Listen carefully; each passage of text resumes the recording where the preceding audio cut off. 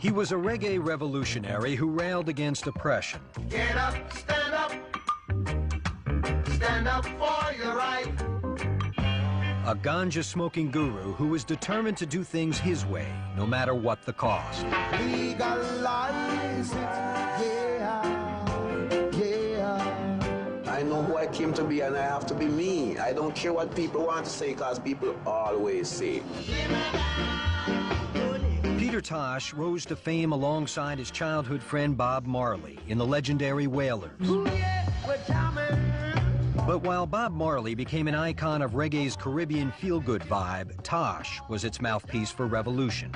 There will be no peace till man gets equal rights and justice, yeah. If Bob Marley represented Martin Luther King and that healing that King represented, then Peter was Malcolm X or Che Guevara with the band. He was scary. I'm like a stepping razor, don't you watch my size, I'm dangerous. Peter's uncompromising stand against social injustice and his passionate songs made him a hero to some and a pariah to others. Peter Tosh was a poet. You know, he was a poet for the people, a poet for the poor. At the same time, he was like public enemy #1 in Jamaica. But at the age of 42, his career was cut short in a hail of bullets. When we got there, they already started to beat on Peter because he was bleeding. I saw Tosh in a pool of blood. Bam, bam, bam. They fired like 23 rounds at us. Now, the turbulent life and tragic death of a reggae superstar, Rasta, revolutionary, and rebel. On the hot, muggy night of September 11th, 1987, the short and fiery life of Peter Tosh came to an abrupt and violent end in Kingston, Jamaica. Reggae superstar Peter Tosh and another man known as Doctor were shot dead at the singer's Plymouth Avenue home at about 8:30 last night. In a barrage of gunfire, the second of reggae music's two greatest forces was dead.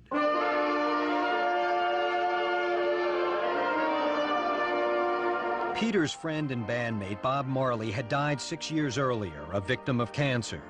And with Peter's body laid to rest near his mother's home in the Jamaican countryside, another powerful voice for the third world's poor and oppressed had been silenced. Some feared an era of revolution had passed. Peter Tosh grew up in a small seaside village on the south coast of Jamaica. The family lived in a tin-roof shanty and relied on their small farm and the sea for food.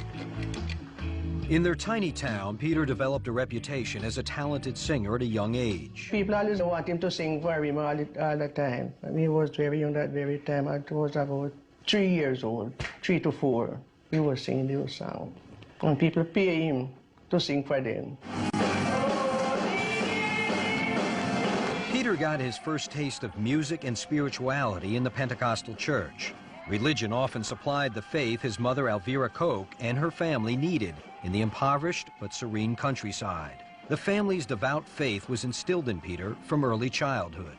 Peter has to go to church every Sunday, and maybe in the nights too. Yes, sir. Young Peter loved singing and loved the church, but the message from the pulpit confused and angered him. Peter reasoned that if he was created in God's image, why then wasn't God black? Then they started to teach me of the devil and the Satan and the hell.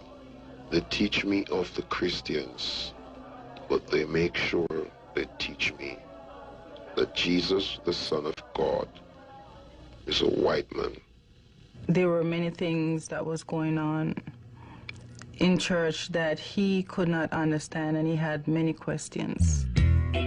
Inspired by the gospel music he grew up on, Peter felt the urge to move beyond his poor rural roots and dreamed of making a living as a musician and singer. When I was 5, I made my first guitar. I was learning piano music at the age of 13. And if I only had the opportunity of having my own professional instrument, I would play the songs that angels sing. In 1959, Peter turned 15. Soon after, he hitched a bus ride to the Jamaican capital of Kingston. He was penniless and found himself living in the most notorious ghetto in all of Jamaica, Trenchtown, named for the open sewage trench that ran through it. The area would soon give birth to the most famous murder. You better watch your mouth and watch your back.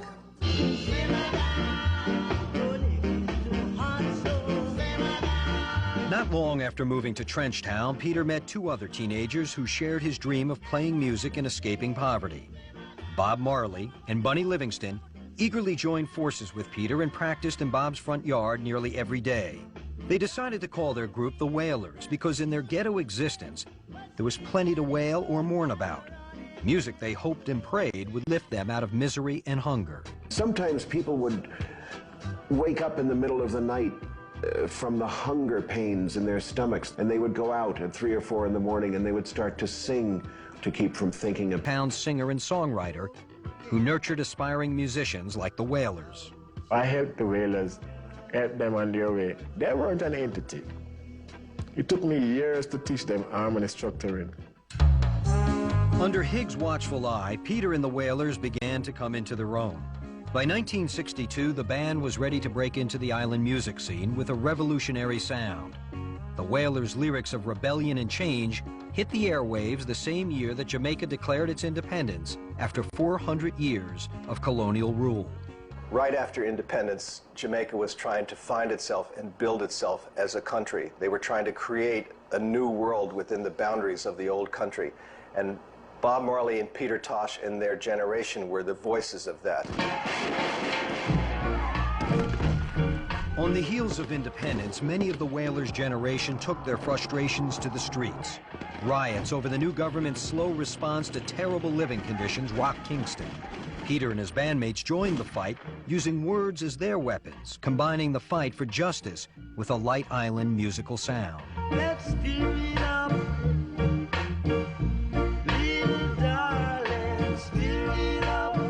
Over the next 3 years, the Wailers reigned at the top of the Jamaican record charts and became the most popular act in the country. See what we could do, honey. Just me and you, let's steer it up. Peter and his bandmates had the chart-topping success they had once only dreamed about, but they had little to show for it.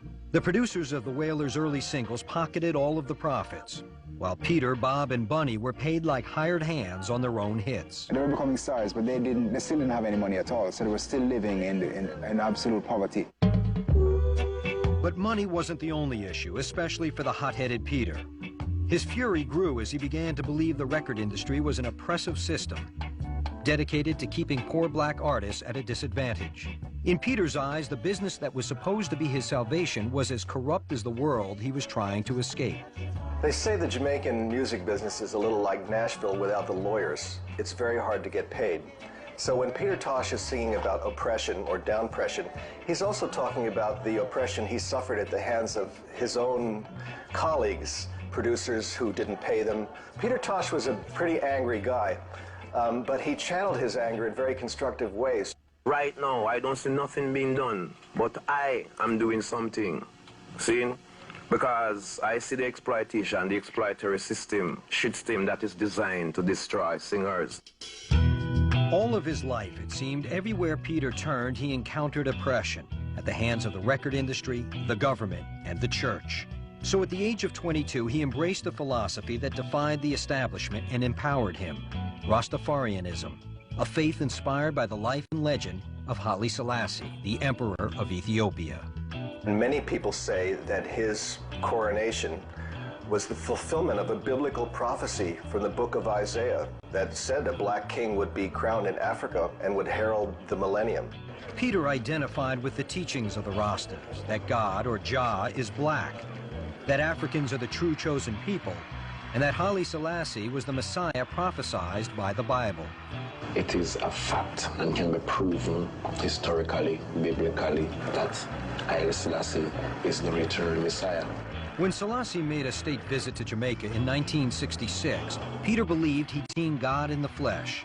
Then and there, Tosh took Rasta beliefs to heart, including the tradition of smoking large amounts of ganja, or marijuana. This was created by the Creator.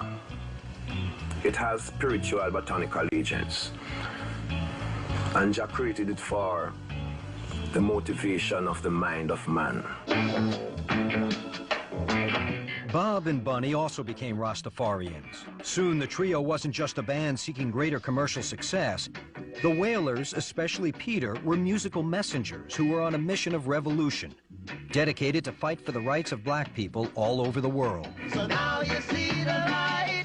We gonna stand up for your rights. Oh, so you better get up, stand up. Agents. And Jah created it for the motivation of the mind of man. Bob and Bunny also became Rastafarians. Soon the trio wasn't just a band seeking greater commercial success. The Wailers, especially Peter, were musical messengers who were on a mission of revolution, dedicated to fight for the rights of black people all over the world. So now you see the light. We gonna stand up for your rights. Oh, so you better get up, stand up for your rights. In '71, Peter, Bob, and Bunny attracted the attention of Island Records president Chris Blackwell. He signed the Wailers to his label and gave the group $7,000, challenging them to record an entire album for that amount.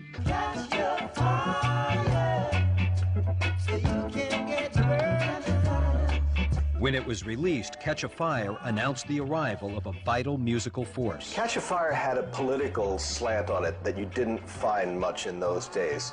It was a new kind of voice. It was a voice of dissent, and you could hear the anger burning through the grooves, and it's no accident that the album sleeve was a Zippo lighter. It was an inflammatory statement. The Wailers thought they were finally headed for the big time, and they were determined to take their reggae music outside of Jamaica. But with their burgeoning success, egos inflated, and the seeds of their ultimate downfall were being sown. Next, a jealous rivalry begins. The decision to push Bob Marley in the front of the Wailers was pretty devastating for Peter Tosh. And later, an armed robbery ends in bloodshed. One of them said to Peter that you're gonna dead tonight, so you know better say nothing. When Behind the Music continues. No sun will shine in my day today. When Jamaican bandmates Peter Tosh and Bob Marley released their first major label album, Catch a Fire, in 1972, their band, the Wailers, became an instant critical success.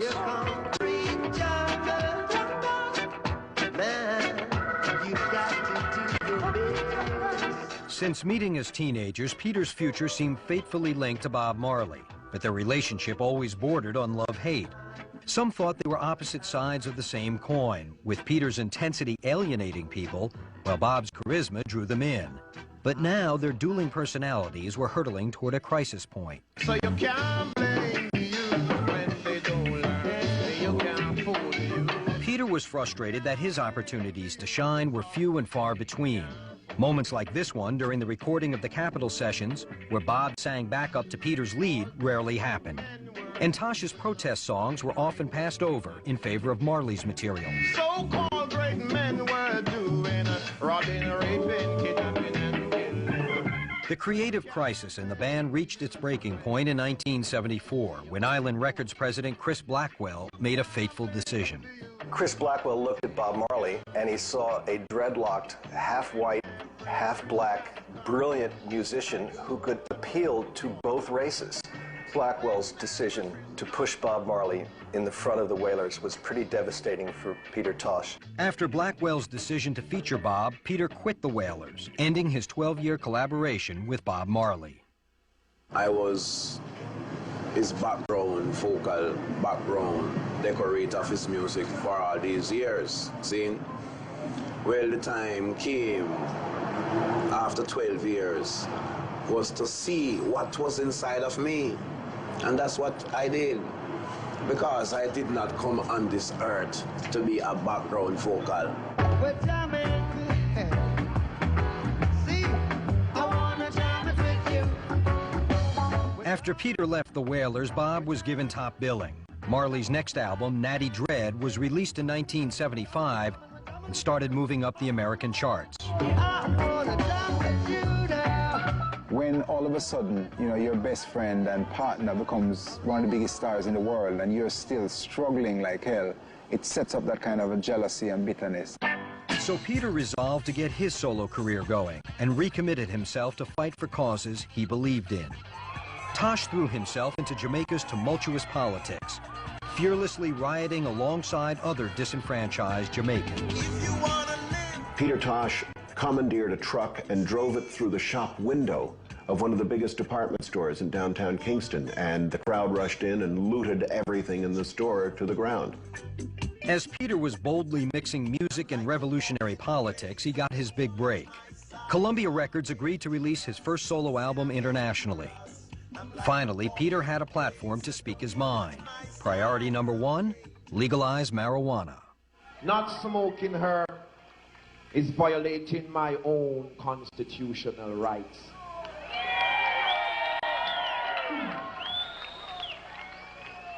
And to be humiliated, aggravated, and brutalized for the smoke of herb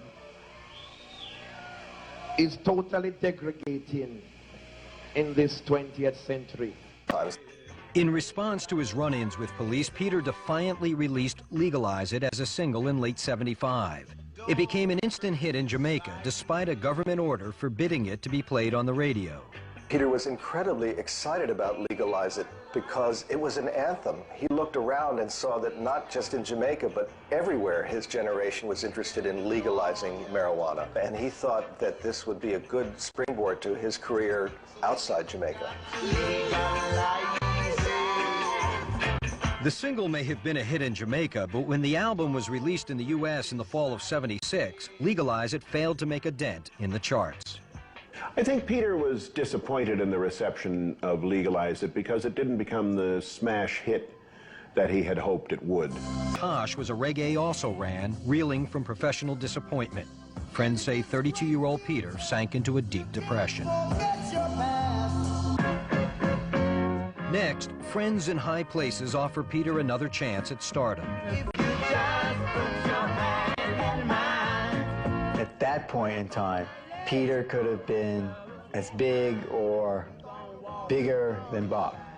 And later, police beat Peter within an inch of his life.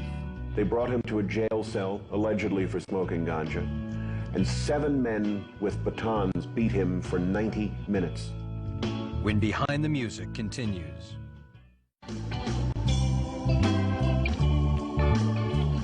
After a bitter split from Bob Marley and the Wailers in 1974, Peter Tosh struggled to make a new start. But by the fall of '76, 32-year-old Peter's career was failing miserably. His debut solo album, Legalize It, was selling poorly, while Marley was becoming an international star. Despite his professional floundering, Peter increased his commitment to use his music as a message for social change. All his anger was very focused on social and political issues. He took it upon himself to be the spokesperson for all oppressed people. Everyone is crying out for peace. By the time Peter released his second album, Equal Rights, in the album went gold. Finally, after 15 years as a musician, Peter was getting the respect he felt he had earned. But there will be no peace till man gets equal rights and justice. Yeah. He was brilliant in his own right, and like I said, Equal Rights is as good as any Bob Marley album. I'm like a step in the race. I said I'm dangerous. I'm a dangerous. In 1978, he gave a legendary performance at the historic One Love Peace concert, held at National Stadium in Kingston, Jamaica.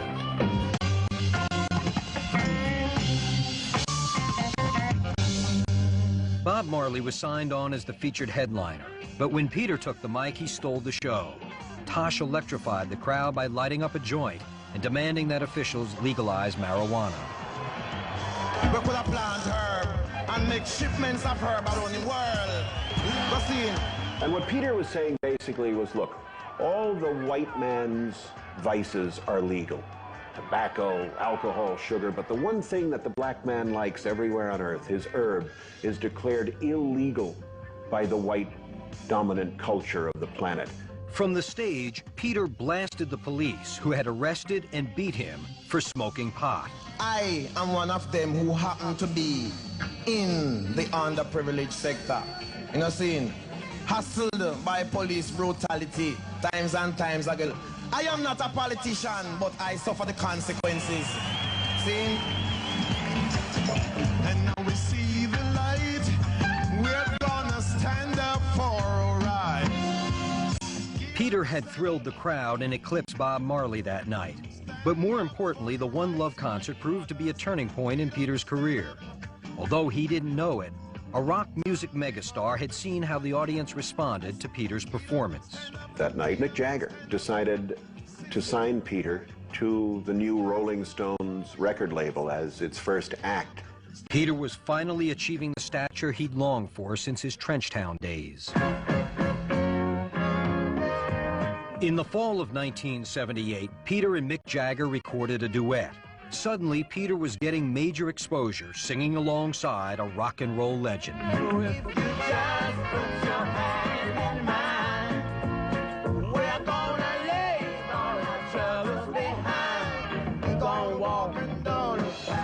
The Stones selected Peter to be the opening act for the American leg of their Some Girls tour. It was a golden opportunity for Peter to be seen by millions of people.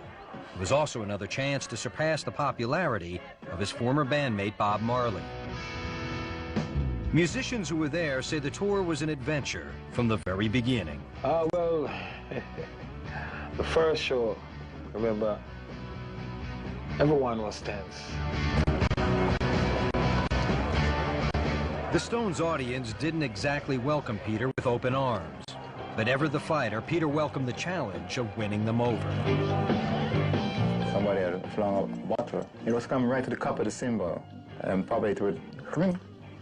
And he went up and let the guitar go and grab it. Things were flying all over the place. I remember cans coming, tomatoes, all that kind of stuff coming from different angles, you know. But we know that's part of breaking into the big times.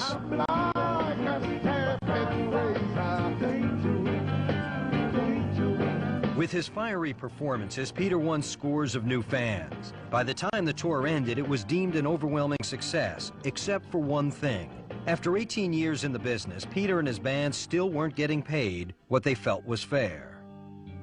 We weren't making any money, and you'd come back home and you find out you owe like light bill, water bill, telephone bill, which was more than you went out and earned.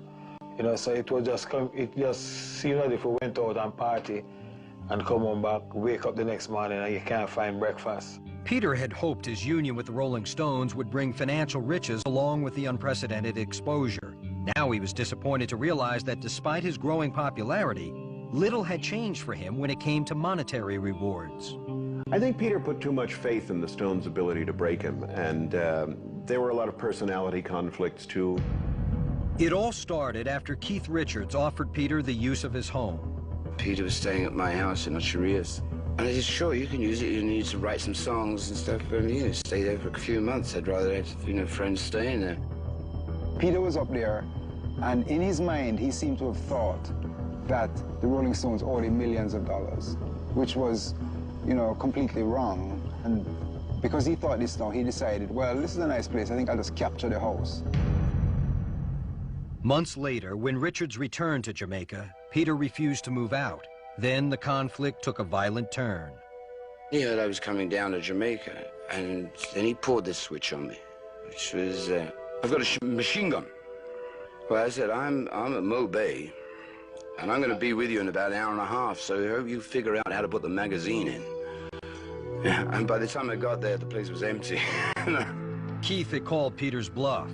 Tosh did leave the house, but before he did, he trashed the place. He had 10 people living in the house and 4 goats living in the house and goats walking all around the place. Yeah, the place was in pretty bad shape, He was just that kind of eccentric character that just really didn't care. With his forceful but destructive nature, Peter had laid waste to a golden opportunity and ended a promising relationship with the Stones. Working with Jagger, I thought it would have given me some exposure, but I don't think I have had the right exposure. Because my exposure convinces and hypnotizes anyone who listens to my formula of reggae music. And if I had the exposure, then I would hear my name ringing all over the place. Many people still don't know me. A few months later, Peter's fortunes took another troubling turn when he was arrested again for smoking marijuana. Jamaican police took Peter into custody and subjected him to a brutal beating. They brought him to a jail cell, allegedly for smoking ganja, and 7 men with batons beat him for 90 minutes. We said they were beating him with anything they could find, chair, table, wood, anything. I think he got something like about probably 46 stitches all over. Some believe that Peter's beating was much more than a routine arrest and roughing up for possession. They contend it was a payback by officials for the way he had challenged their authority at the One Love concert months earlier. Next, haunted by evil spirits, Peter goes into seclusion. And you would be like talking to him, and all of a sudden he would just go, "Look out!" And he would just see a vampire coming through the wall, and he would just get up and just move. Then street thugs invade Peter's Jamaican hideaway. And I saw one of them pull a gun at me. By this time, the other one also pulled a gun. So there was 2 guns pointed at me. When Behind the Music continues.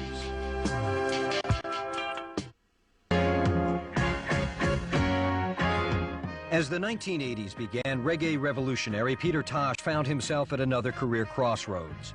By alienating his powerful allies in the Rolling Stones, he had sabotaged himself again.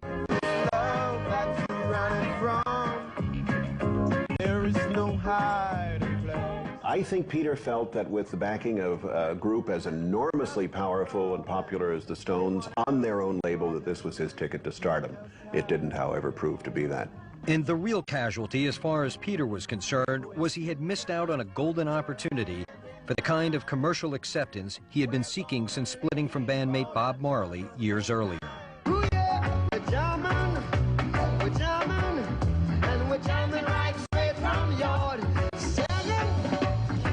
By 1981, Bob Marley was a superstar with albums that sold by the millions. But in the spring of that year, the king of reggae music was cut down in his prime. On May 11, 1981, Peter Tosh learned, along with the rest of the world, that his boyhood friend and sometime rival, Bob Marley, died from lymphatic cancer.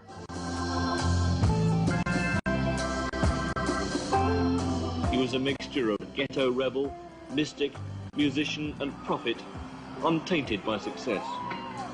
Bob Marley was far more than a pop star.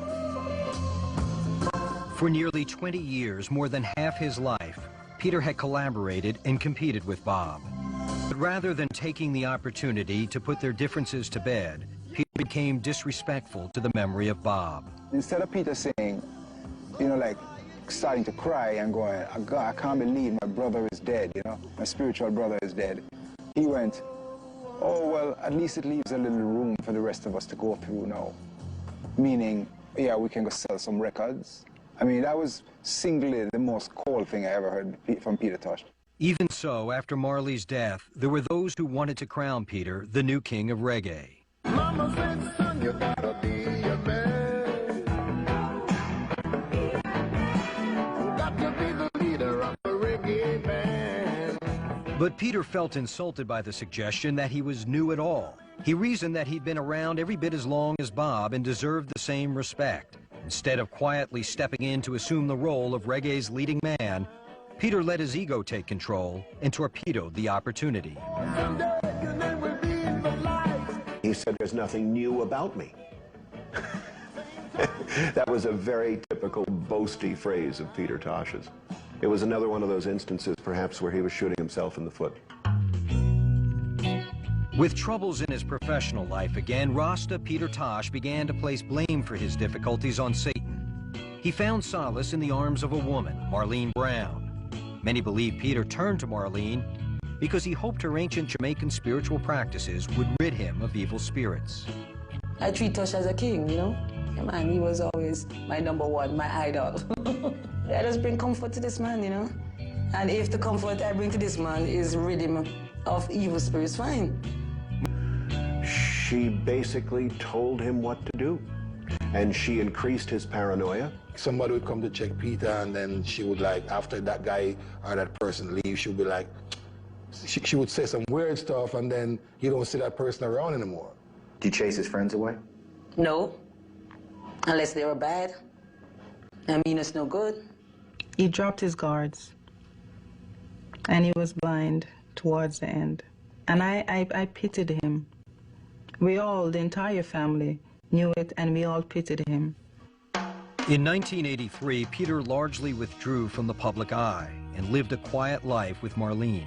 The man has been out there for 20 years without any rest, with a nasty ulcer stomach I met this man with. I mean, the man needed rest.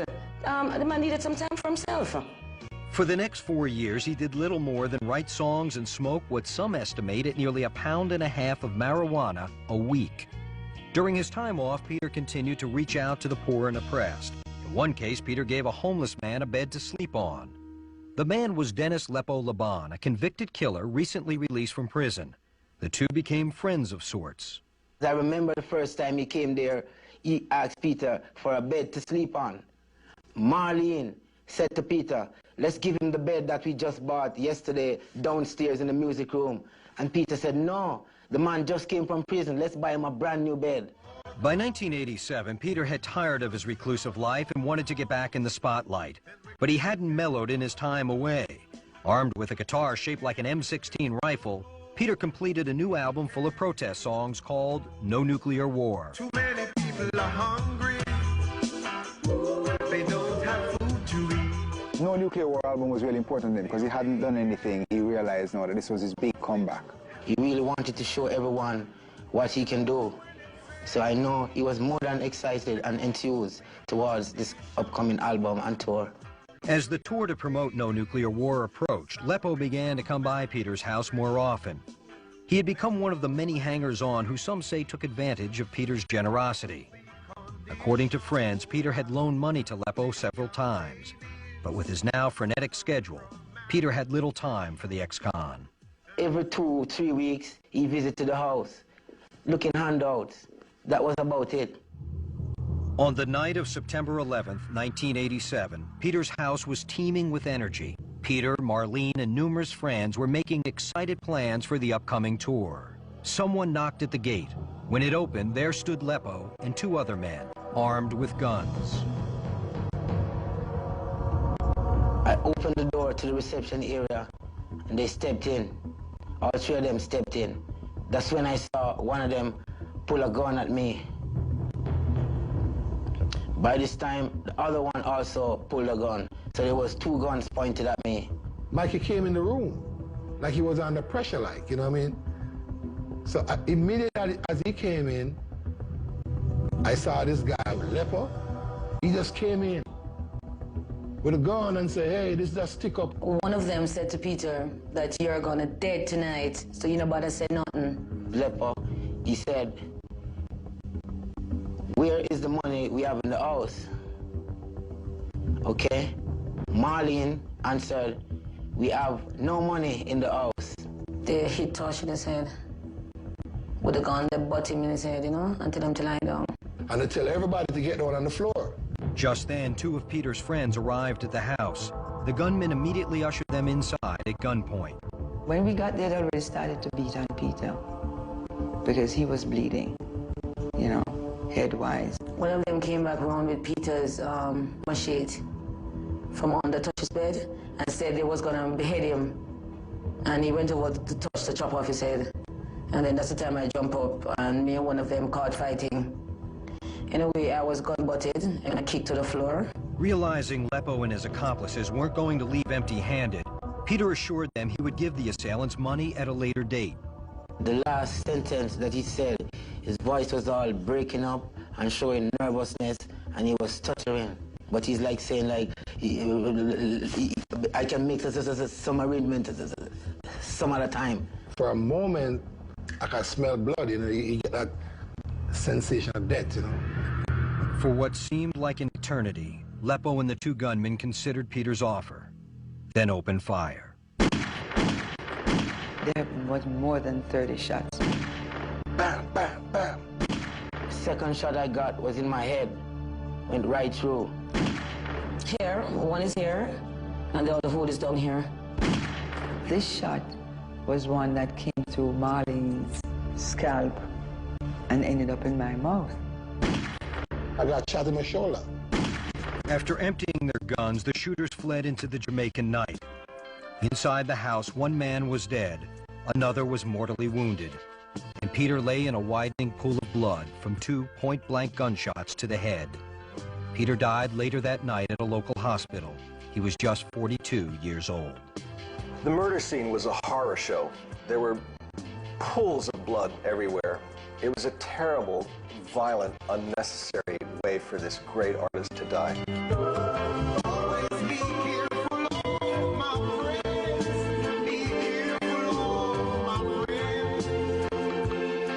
With undeniable talent and determination, Peter Tosh had clawed his way out of the poverty of the Jamaican ghetto in the early 1960s. He had dedicated his life to fighting for the oppressed and disadvantaged. In the end, it was a man he reached out to who turned on Peter and silenced his powerful voice.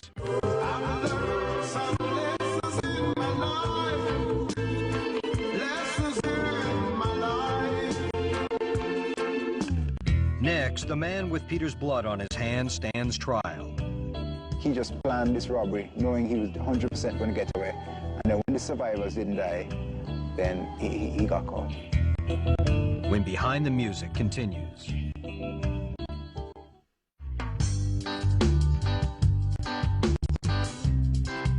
In September of '87, Peter Tosh and 2 other men were killed during an apparent robbery attempt by 3 gunmen. His murder plunged Jamaica into mourning over its fallen son, and thousands came to pay their respects. At the National Arena in the capital, Kingston, the Jamaican people mourn the loss of yet another of their reggae superstars, Peter Tosh. A week after the massacre, Peter's so-called friend, ex-con Dennis Lepo Laban, was arrested and charged with the murders.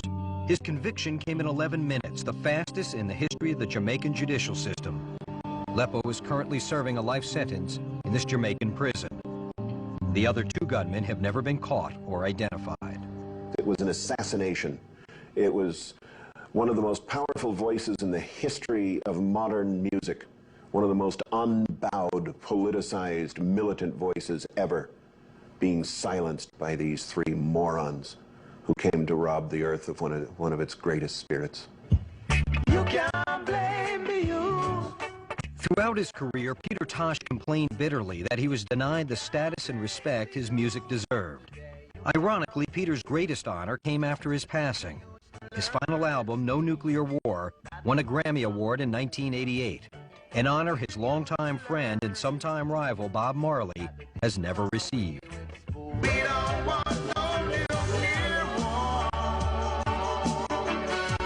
When they joined forces in Jamaica's Trenchtown ghetto in 1959, neither Peter Tosh nor his friend Bob Marley imagined they'd change the face of modern music, but they did.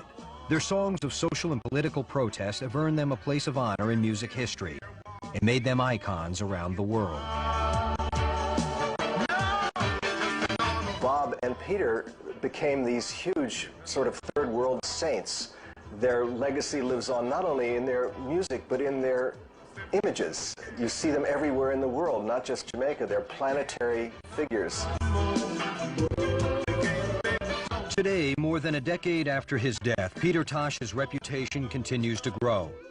His forceful songs of protest have influenced a generation of musicians and inspired countless people to continue fighting against oppression.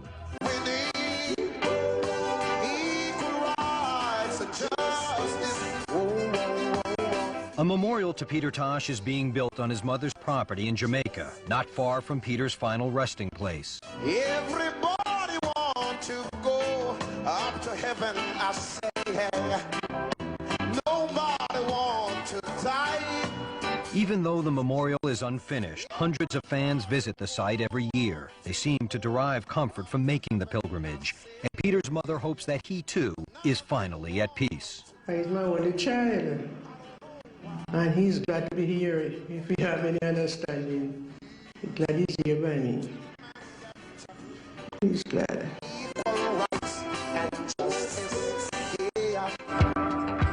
everything was a struggle with Peter Tosh. It's only the truth that can make a man live. It is only the truth that can make a man free.